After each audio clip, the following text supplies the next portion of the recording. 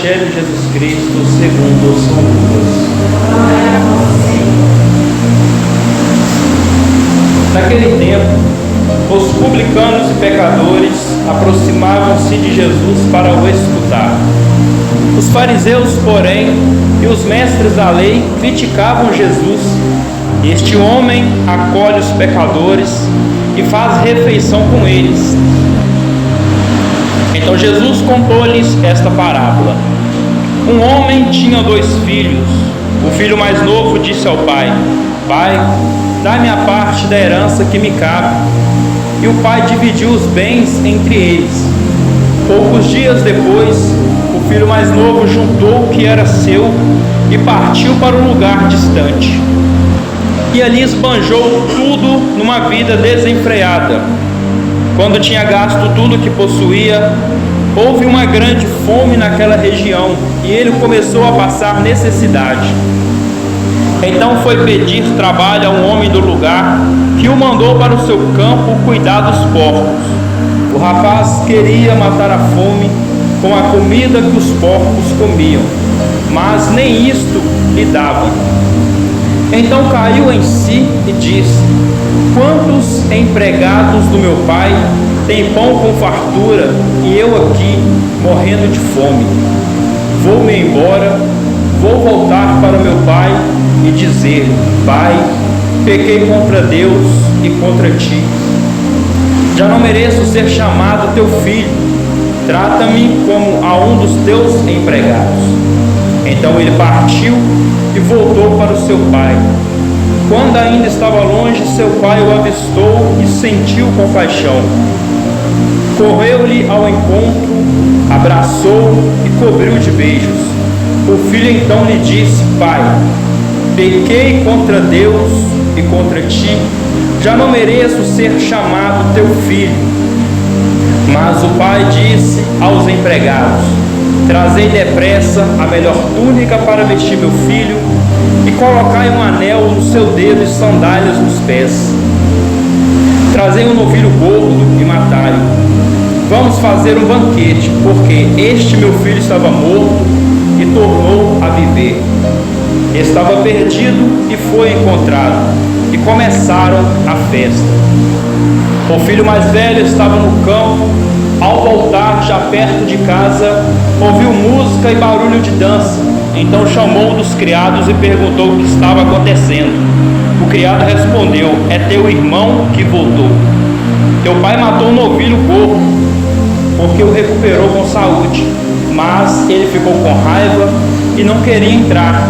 O pai, saindo, insistia com ele.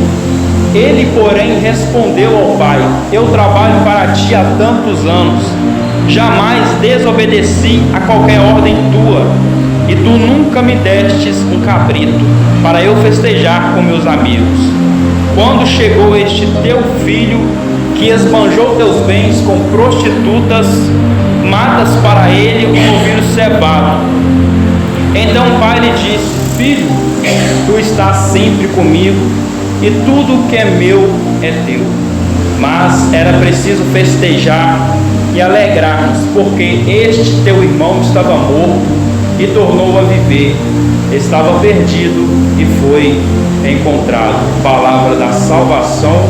Glória a vós, Senhor. Vamos se assentando e rezando. Ave Maria, cheia de graça, o Senhor é convosco. Bendita sois vós entre as mulheres. Santa Maria, Mãe de Deus, rogai por nós, pecadores, agora e na hora de nossa morte. Nossa Senhora da Esperança, São Francisco Xavier, São Padre Pio. Bota a mão na sua cabeça e fala assim: Senhor meu Deus, pode ser melhor. Senhor meu Deus, eu te peço que esta noite, que a tua palavra possa me transformar, que a tua palavra possa me constranger e me trazer a uma conversão sincera. Em nome de Jesus. Glória a Deus. Amém. nós estamos diante de um evangelho um pouco longo, mas é preciso relatar algumas coisas que está acontecendo nesta cena. O evangelho hoje, ele vai nos tratar de uma parábola que ela vai nascer em Mateus capítulo 9, aonde Mateus escreve somente que os escribas, os fariseus, reclamam aos discípulos que Jesus está sentado com pecadores, cobradores de impostos e pescadores. Mas São Lucas, ele incrementa um pouco do que aconteceu ali naquela cena.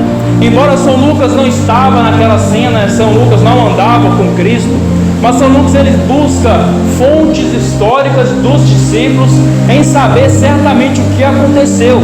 E São Lucas, um pouco atrás dessa parábola, ele vai nos relatar duas parábolas. Repete comigo, duas parábolas. Pode ser melhor, duas parábolas. A primeira parábola é da ovelha perdida, aonde Jesus vai falar para os fariseus, porque eles estão em uma festa, em um banquete, aonde Mateus é chamado por Jesus numa coleteria de impostos. Então Mateus, ele sendo chamado pelo Cristo, ele se sente numa obrigação de que festejar o teu encontro com o Mestre. Porém que Mateus, ele não é judeu. Mateus, ele é cobrador de impostos da época, ou seja, uma das escórias da sociedade, a qual os judeus não gostavam, não batiam de frente. Então, quando ele vai convocar os seus amigos, cobradores de impostos, os discípulos, Jesus, entre outros pecadores que não eram judeus, os judeus passam na porta da casa de Mateus e observam uma cena. Qual cena que ele observa? A cena é Jesus rodeado de pessoas que não são judeus. Então os fariseus, os judeus, olhando aquela festa acontecendo, aquele grande banquete, eles se sentem um pouco menosprezados. Por quê? Eles falam com um dos discípulos que está provavelmente à beira da porta e falam: olha, como pode o seu mestre falar que é judeu, falar que conhece as leis de Moisés, falar que ele é até o mesmo Messias e sentar e comer com pecadores? Então Jesus, ouvindo aquela lamúria que está acontecendo, Jesus, ele vai se levantar da mesa, vai interromper o discurso que ele está falando para os cobradores de impostos e vai até a porta e vai falar para os doutores da lei essas três parábolas. Porque ele quer ensinar os fariseus que se acham santos demais, que se acham mestres da lei, que eles estão errados, mas através de parábolas, de histórias, que Jesus camuflava as suas pregações. E é isso que atraía muitas pessoas, é isso que fazia com que o povo ouvisse a palavra e entendesse a palavra que Jesus está falando.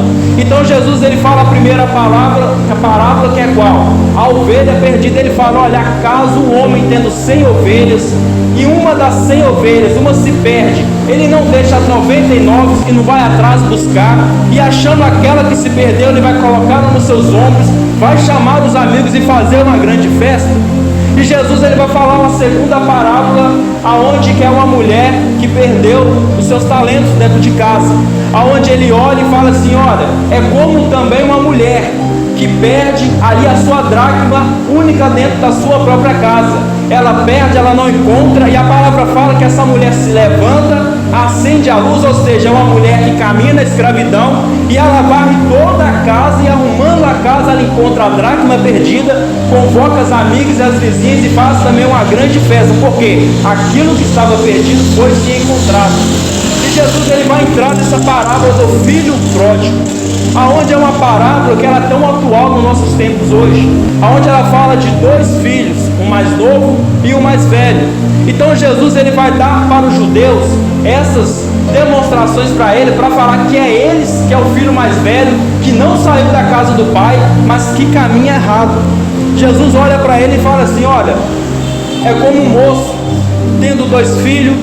O filho mais novo vai chegar até o pai e falar: pai, eu me cansei de tudo que eu estou vivendo, eu me cansei do luxo que o Senhor está me dando, eu me cansei de tudo que eu estou vivendo com o Senhor. Ou seja, o Senhor me deu de bom, do melhor, o Senhor me deu o que comer, me deu o que vestir, me deu toda a riqueza, eu trabalhei com o Senhor, o que eu sei eu aprendi com o Senhor que me educou, mas agora eu não te quero mais, eu preciso da minha herança, eu quero a minha parte que me cabe. Ou seja, o filho mais novo, ele pede a herança, e a palavra fala que o pai repartiu a herança entre os dois, tanto que ficou, tanto que saiu.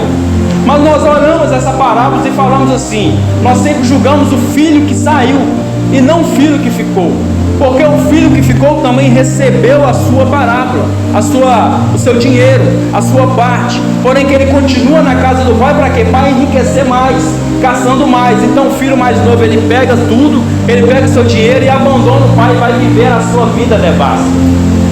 O que Jesus está falando? Olha, esse filho mais novo é como um de nós, que matou o próprio pai no coração, porque para você receber a herança de um pai, de uma mãe, de alguém, ela tem que morrer. Ou seja, o filho mata o pai no coração e abandona o pai e vai viver a sua vida devassa, no meio da escravidão, no meio do mundo, no meio da droga, no meio do álcool, no meio da prostituição. Mas a palavra fala que o dinheiro dele acaba, uma grande fome se encaixa naquele local e o filho ele não tem mais para onde sair. Ele procura emprego e encontra um emprego no lugar onde tem criação de porcos. Então ali ele começa a cuidar dos porcos, ele sente um grande desejo de comer a lavagem do porco. De tamanha miséria que esse menino está vivendo, ele quer comer a lavagem daquele porco, mas fala que eles não deixaram nem ele sequer comer a lavagem do porco. E a palavra fala que ele caindo em si. Quantos de nós não temos que cair também em nós? Quantos de nós não é necessário nós fecharmos os nossos olhos e observar as misérias que há dentro do nosso coração? Porque o filho faz isso, ele cai em si e fala: na casa de meu pai há muito pão, há muita fartura, e eu vou falar com meu pai que eu vou voltar, mas não na condição de filho, mas na condição de escravo. Ou seja, é um filho que caindo em si, vê o arrependimento batendo no seu coração, vê tudo que ele viveu no mundo e não compensou. É como uma pessoa hoje que caminha na igreja e olha para o Santíssimo e fala: Senhor, eu não te quero mais. Tudo que o Senhor me deu, ministério, tudo que o Senhor me deu, grupos, tudo que o Senhor me deu, pastorais, eu vou abandonar e vou viver o mundo. Mas vivendo o mundo, uma hora a pessoa cai em si e vai falar: o que eu fiz da minha vida?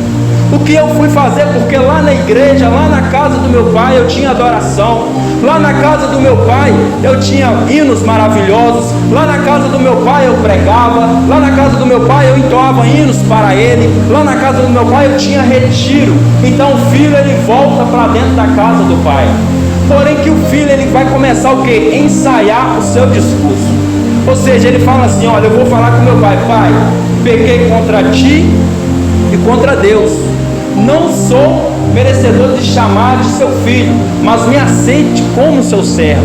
O filho reconhece o seu erro. E essa palavra, diferente da ovelha perdida, a ovelha perdida ela nos retrata de pessoas que não teve vivência com Deus. A ovelha perdida é pessoas que nunca experimentaram o amor de Deus. Ou seja, é onde uma pessoa, um líder, um grupo de jovens, uma pastoral vai observar aquele jovem lá nas drogas, lá na prostituição. Ele nunca viveu dentro da igreja. O que é que ele vai fazer? Vai atrás dele. Mas diferente dessa parábola, o filho pródigo, ninguém vai atrás, porque ele é um filho que nasceu na igreja, ele é um filho que conhece o caminho de volta, e conhecendo o caminho de volta, com as suas próprias pernas, ele saiu com as suas próprias pernas, ele vai voltar. Mas a palavra fala que quando o pai olha ao horizonte, ele voltando, o pai encontra no meio do caminho, ou seja, o pai era alguém que tinha vontade de ir atrás, o pai era alguém que tinha vontade de procurar o seu filho. Mas como nós sabemos que Deus é bom, é misericórdia, mas ao mesmo tempo é justo, ele respeita as nossas decisões, e respeitando as nossas decisões, o que ele vai fazer? Ele vai deixar nós quebrarmos a cara, nos arrepender, viver tudo que o mundo tem, toda a lavagem que o mundo tem, para quê? Para nós voltar para a igreja e dar valor ao que ele tem nos dado. Então o pai encontra o filho no meio do caminho. Encontrando o filho no meio do caminho, o que ele vai fazer? Olha, o filho começa: pai, pequei contra ti, contra o céu, não sou chamado, não sou merecedor de ser chamado seu filho, mas deixa eu ser seu servo. E o pai não responde, o pai simplesmente fala com seus servos e fala: olha, traga novas vestes, traga um anel novo, traga uma sandália nova, porque o que estava perdido foi encontrado. E ele coloca o filho mais novo para dentro de casa. Ou seja, o filho mais novo é os pecadores, O filho mais novo é o cobrador de impostos, os filhos mais novos é os pescadores, os filhos mais novos é aquela escória da sociedade que a cultura judaica olhava e não dava nada. Ou seja, eles estão dentro da casa. É Jesus estando na porta da casa e atrás deles os filhos mais novos. E quem está do lado de fora no final da história é o filho mais velho. Porque o filho mais velho ouve um grande bagunça, ouve uma festa acontecendo e ele chegando, ele vai perguntar a um dos servos o que está acontecendo. É a mesma coisa do judeu que chegou aqui agora e perguntou dos discípulos o que está acontecendo. E ele chega e pergunta, e o servo vai falar: olha, é o seu irmão que voltou para casa e o seu pai está dando uma grande festa para ele. E o que o filho mais velho vai falar? O pai vai chegar até a porta, como Jesus chegou até a porta para os judeus, e ele vai reclamar com seu pai: pai, por que o Senhor está dando um grande banquete para o teu filho? Ou seja, nem é meu irmão, é o teu filho. Sendo que ele bagunçou tudo, ele gastou todo o dinheiro na vida prostíbula, todo o dinheiro no mundo, e ainda o Senhor dá a ele um carneiro para fazer uma festa, e eu que estou contigo, o Senhor nunca me deu um carneiro. É o filho mais velho que nunca entendeu o propósito de estar do lado do pai. É os judeus que estão do lado de fora e os pecadores estão do lado de dentro. Ou seja, eles têm ali a sua escolha de entrar para dentro da casa ou não. A história não fala que o filho mais velho entra. A história finaliza que o filho mais velho está do lado de fora reclamando porque o filho mais novo voltou para casa e está dando uma grande festa com ele. E aqui eu quero retratar de duas histórias que acontecem no nosso mundo hoje.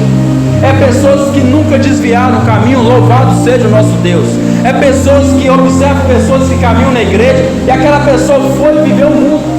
E ela vivendo o mundo, nós como filhos mais velhos estamos julgando aquela pessoa que está lá no mundo. E quando a pessoa volta arrependida para dentro da igreja, nós não acolhemos. Nós falamos: olha, fez tudo de errado, agora quer pagar de santo dentro da igreja. É o que o filho mais velho está falando.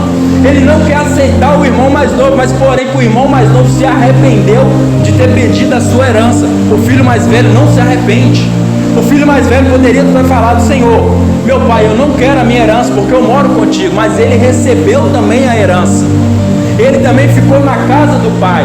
E ele ficando na casa do pai, ele não tem maturidade de quê? De receber o seu irmão de volta. Muitas vezes acontece conosco. Nós observamos pessoas que desviam o caminho. E quando a pessoa volta arrependida, o que é que nós fazemos? Nós julgamos, atacamos, apontamos o dedo para aquela pessoa, mas aquela pessoa se arrependeu dos seus pecados. Enquanto nós dentro da igreja nem confessamos mais os nossos pecados, enquanto nós como cristãos não vivemos o que a doutrina e a palavra nos ensina. Até quando vamos viver desta maneira? Até quando eu vou olhar para esse discurso e vou simplesmente julgar o filho mais novo, sendo que o filho mais velho faz pior? E ele fala: meu pai, eu não me afastei do seu caminho, eu observei todos os seus mandamentos, mas só que ele não cumpriu um dos mandamentos, que é amar ao próximo. E ele não cumpre esse mandamento. E hoje nós temos observado isso acontecer no nosso meio, infelizmente, de pessoas que bagunçaram a vida, tá? Ela tem sua escolha, mas quando a pessoa volta arrependida, nós não acolhemos. Olha para você ver a nossa lógica. Nós falamos assim: aquela prostituta poderia voltar para a igreja, mas se ela voltar para a igreja, quem vai acolher ela? Se ela voltar para a igreja, quem vai acolher? Ninguém. Porque ela é o que? Uma prostituta. E nós temos o que? Eu não vou andar com uma prostituta. Nós não temos essa maturidade do que é a salvação de almas. Nós não temos essa maturidade, essa sede de ganhar almas para o Senhor. Até onde eu tenho a coragem de ter a minha reputação queimada para ganhar uma alma que está lá fora? Até onde eu tenho a coragem de fazer como esse bom pastor que foi atrás daquela ovelha que se perdeu? Nós não temos essa coragem. Nós vivemos muitas vezes um cristianismo falso. Um cristianismo falso. Porque hoje, tanto a segunda leitura, ela vai falar de reconciliação. É São Paulo falando: olha, uma vez que você morreu para o mundo e viveu para Cristo, você tem que continuar com Cristo. Mas nós observamos que a geração não observa os mandamentos de Deus. É uma geração que quer viver com Deus, mas quer experimentar o mundo. É uma geração que quer beber da graça de Deus, mas quer beber da graça do mundo. É uma geração que hoje vai pregar a palavra, de vez em ensinar, exortar o que está pedindo o Evangelho, não, vai falar de coisas que nem estão na Bíblia. Se preocupamos muito com as queimadas das árvores. Eu não estou falando que devemos desmatar, não. Nós estamos celebrando a campanha da fraternidade. Eu não estou falando que devemos poluir os rios, não. Temos que cuidar. Mas o que está acontecendo é que estamos tirando o objetivo de ganhar as almas. Estamos preocupados com as matas, estamos preocupados com os animais em extinção, estamos preocupados com as águas que estão sendo poluídas, a ponto de eu, infelizmente, ouvir um bispo de uma certa cidade falar que é mais proveitoso salvar as matas do que as almas. Olha para você ver onde estão chegando as pessoas com o Evangelho de Deus. Olha para você ver onde nós estamos chegando com o Evangelho que nós estamos observando. Há quanto tempo nós não temos pessoas que pregam a verdade, que ensinam a verdade? Por quê? A partir da hora que a pessoa ensina a verdade, a pessoa é julgada, é criticada. Mas graças a Deus nós temos o que é a doutrina da igreja. E a doutrina da igreja ela é diferente da teologia que está sendo ensinada. Não é doutrina da igreja, infelizmente, mas muitos vão apoiando, muitos vão empurrando de goela abaixo. Aí nós vamos esquecendo que as almas são importantes. Nós vamos esquecendo de olhar para a Assembleia e falar: gente, se converta, o reino dos céus está próximo. Nós estamos vivendo a quaresma. A quaresma é o quê? É um período de 40 dias de mortificação, de jejum, para a salvação das nossas almas. Mas nós temos feito isso? Não. Nós nos preocupamos com o quê? O desmatamento. Temos que preocupar, claro. Mas só que está sendo só pregado isso. Está sendo só pregado somente isso. Está errado. Claro que eu não me coloco no lugar de sacerdote e bispo, jamais. Mas eu me coloco no lugar de pregador do Evangelho, da verdade, o que a igreja ensina. O catecismo ensina a buscar almas a todo custo. É como São Paulo em 2 Timóteo 4 fala: preguem o Evangelho no tempo oportuno e importunamente. Por quê? O que São Paulo vai falar? As pessoas têm comichões no ouvido, gostarão de ouvir fábulas, mentiras, gostarão de abrir a Bíblia e ouvir somente o que é bom para mim, ouvir somente o que vai adocicar a minha alma. E São Paulo exorta isso. São Paulo fala desse jeito assim, ó: seja anátema, ou seja, seja excomungado, mesmo se um anjo descer do céu com um evangelho diferente do que nós temos, é mentira. Mesmo se as pessoas subirem aqui e pregar sobre outras teologias, mas não preocupar com a alma de vocês, é mentira. Infelizmente, toda a quaresma é a mesma cena. Toda a quaresma tira o objetivo da quaresma de oração, de penitência, de jejum, de salvar as almas que estão se perdendo, e coloca a criação no lugar da redenção. A redenção é Jesus Cristo que morreu na cruz. É por isso que nós temos o dia de domingo como o dia da Páscoa, e outras religiões têm o dia de sábado, porque Deus fez a obra da criação e descansou no sétimo dia. Ou seja, eles colocam a obra da criação acima da obra da redenção, e a obra da redenção, que é Jesus Cristo morto na cruz pelos nossos pecados, é maior do que a criação. O que eu estou falando para você? A salvação da alma é mais importante do que a salvação do desmatamento na Amazônia, porque Apocalipse fala que essa terra vai passar, tudo será destruído. O que vai prevalecer é a nossa alma. O que vai prevalecer é eu me entregando a Deus, é eu fazendo o que esse filho está falando: Senhor, pequei contra o céu e contra ti, eu não sou capaz de chamar o seu filho. E Deus lá de cima, olhando você, pedindo perdão com o coração arrependido, Ele vai bradar lá do alto e vai falar: dá uma veste nova, dá uma sandália nova, dá um anel novo. Ou seja, eu vou modificar o seu caráter, vou modificar a sua família, vou modificar você por inteiro, porque aquela pessoa se arrependeu dos seus pecados. Mas não tem sido assim hoje. Infelizmente, muitos de nós estamos sendo enganados, porque não conhecemos a palavra, não conhecemos o que é a doutrina católica, não conhecemos o que é magistério, tradição. Aí tudo que é falado eu vou engolindo. Ah não, mas está sendo falado dentro da igreja. Mas o que Jesus fala? Os fariseus também estão pregando nas sinagogas. Ou seja, Jesus fala com os discípulos: olha, não se alimenta do fermento que eles estão falando. Cuidado, Pessoas virão trazendo falsas notícias. São Paulo ele exorta cuidado com os falsos mestres. É por isso que Jesus fala aquela parábola do joio e do trigo, crescem junto, no mesmo ambiente, no mesmo local, na mesma igreja, na mesma diocese, na mesma paróquia, na mesma comunidade, no mesmo grupo de oração, no mesmo grupo de jovens, mas no final de tudo vão ser separados o joio do trigo. O joio será queimado todo e o trigo será guardado no celeiro de Deus, que são as pessoas que querem dar fruto, são as pessoas que se arrependeram dos seus pecados, ao contrário das pessoas que estiveram no mesmo ambiente, mas não observaram o que é o evangelho da salvação da alma. Será que eu tenho essa coragem de falar como esse filho mais novo fez? De chegar até o sacerdote, me inclinar diante do sacerdote e falar: Padre, pequei contra o céu e contra Deus, eu me arrependo dos meus pecados. E o padre vai estender a sua mão e vai falar: aquilo que a igreja me dá, a absolvição dos seus pecados estão perdoados, em nome do Pai, do Filho e do Espírito Santo. Nós não temos que confessar os nossos pecados, aí comungamos de qualquer maneira. São Paulo novamente fala também: aquele que comunga do corpo e sangue de Cristo indignamente está se condenando próprio, porque eu não falo com o Padre os meus pecados. Eu tenho coragem de pecar, mas não tenho coragem de confessar. Ah não, mas aí tem pessoas que têm a mentalidade protestante: não, mas eu confesso com Deus. Na igreja católica não existe confessar com Deus, porque Deus nos deu a graça do sacerdote. Se nós confessamos, se nós falamos assim: não, eu anulo a confissão que a igreja me dá, pode anular também a Eucaristia, porque como eu posso aceitar uma coisa e descartar hoje? A igreja católica não é um mercado que eu escolho o que comer, o que beber, não. Ou nós entramos e abraçamos todo o magistério, toda a tradição, ou nós não somos católicos. Reconciliação, mudança de vida, mudança de caráter, mudança de identidade. Nós estamos deixando o mundo amoldar as nossas mentes, os nossos filhos.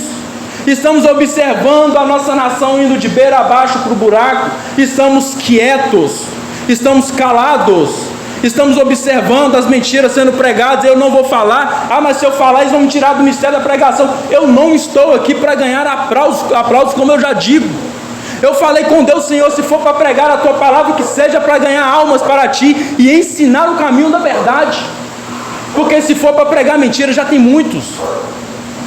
Não precisa perder meu tempo aqui. O que eu quero falar com vocês? Abram o coração, deixa Deus mudar vocês de vida, deixa Deus nos transformar de verdade. Procuremos a confissão, a reconciliação com Deus, e falamos com o sacerdote todos os pecados, e nossa alma será limpa. Nós temos procurado a reconciliação? Nós temos procurado o sacerdote para confessar os nossos pecados? Eu tenho caído em mim, entrado dentro de mim, olhar os meus atos, as minhas más atitudes, as minhas falsidades como marido, as minhas falsidades como esposa, como filho? Será que eu tenho reconhecido as minhas misérias, os meus erros? Se nós tivermos sede de santidade, gente, nós vamos confessar pelo menos uma vez por mês. Não é radicalidade não. Tem pessoas que falam: não, mas isso é radicalidade. Não, é pessoa que quer ir para o céu. Porque eu não sei o dia de amanhã, eu não sei minha hora daqui a pouco. Eu posso cair duro e morrer, e aí? Não me confessei há mais de anos, pecando e comungando o corpo de Cristo. Não pode ser dessa forma. É isso que o filho mais velho faz. Ficou dentro da casa do pai, mas era melhor ter ido embora. Ficou, mas não gerou frutos. Ficou, mas julga quem está chegando, quem está fazendo algo. Julga quem está chegando e está reconciliando com o pai. É igual a primeira leitura de Josué. É uma leitura magnífica, onde o povo passa 40 anos de escravidão, 400 anos de escravidão, depois passa 40 anos no deserto, e passando 40 anos no deserto, eles vão entrar para a terra que mana leite e mel. Ou seja, para eles conseguir a terra de Canaã que eles conseguiram, eles precisaram passar por um processo, precisaram passar pela cruz, pela dor, pelo deserto. Mas nós não queremos mais cruz, nós não queremos mais dor, nós queremos só o evangelho doce, só salvar o planeta, só salvar os animais de extinção. Aí minha casa está sendo perdida, meus filhos estão sendo perdidos, as almas estão indo para o inferno, e eu não me preocupo com isso. O inferno é real, o inferno é real. O céu é real. Se nós queremos ir para o céu, procuremos a doutrina, procuremos a verdade. E a palavra, ela é isso, ela confronta o nosso ser, ela confronta o nosso orgulho, a nossa vaidade, o nosso ego. Ela vai machucar, mas para curar. Para me curar, ela precisou me machucar, me tirar lá da droga, da prostituição, da promiscuidade, do tráfico de droga, lá dos bailes. Nós precisamos passar por esse deserto. E eu vou falar com vocês, não tem nada melhor que viver na presença de Deus. Não tem nada melhor. O mundo não tem nada para te oferecer. Ele simplesmente vai fazer com que sua alma se perde, ganhando com você por mentiras. E infelizmente o mundo tem entrado dentro da igreja. E nós temos ficado calados e só alimentando do que tem sido falado. Louvado seja o nosso Senhor Jesus Cristo. Para sempre seja louvado. Creio em Deus Pai.